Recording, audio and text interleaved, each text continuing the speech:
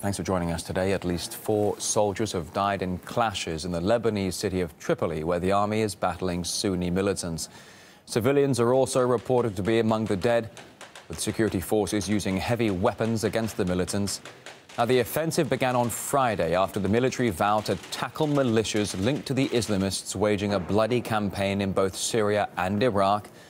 And after making massive gains there, thousands of Islamic State fighters and other jihadists are reportedly massing on the border right now with Lebanon near the city of Arsal. There are concerns they're about to launch an onslaught against the Christian population in the region. RT's Maria Finoshna joined the ranks of a self-defense group who have taken up arms to tackle the terror influx. Weapons, ammunition and water. This is all they will need. Every night, men from this small border village in northeastern Lebanon, fully armed, jump in their cars and patrol the area. With Syrian war next door, we have many troubles. Many suspicious people come here. We have to be on high alert. Now we're in the town of Kar, just 5 kilometers from the Syrian border.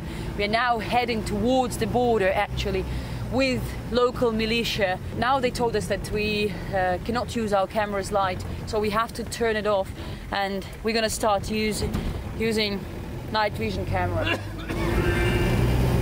Turn off the light. The cars do the same.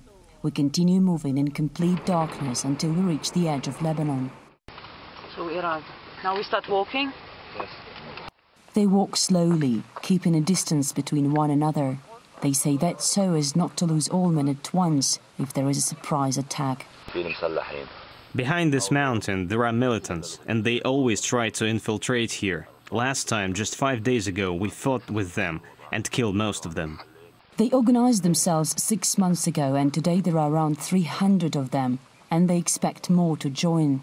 We now reached the border. Syria is literally meters away from us. We cannot go any further because it could be considered by people from the other side as illegal crossing, and they can start shooting at us. This is from where these guys expect a major threat. Their native village is behind them, and this is what they protect. They told me they have no intentions to cross the border and fight, but they won't allow anyone on the other side to do so either. We have to defend our land from terrorists, from ISIS and Nusra Front, and not to allow them to do what they did in Ma'alula. Ma'alula, the militia soldiers refer to, is a Christian village in Syria. A year ago, it was attacked by religious extremists and devastated. Residents of this predominantly Christian area in Lebanon have good reason to be afraid. Makhul, a 76-year-old truck driver, was kidnapped by Islamic State just outside his village. They blindfolded and handcuffed me and started shooting around me to the ground. The soil was jumping to my face. Who were these people? ISIS. They had black flags and they were wearing this typical Afghani-style long skirts, and they actually told me that they are ISIS. He spent 23 days in captivity, a hard time for his family. His release cost them $30,000. Now they are reunited, but still afraid. Of course I'm afraid of them. Just seeing them makes you terrified. Sometimes I go to sleep and see them in my nightmares. They told me, we'll take your village and then others, all the way to Tripoli and make it part of Islamic State.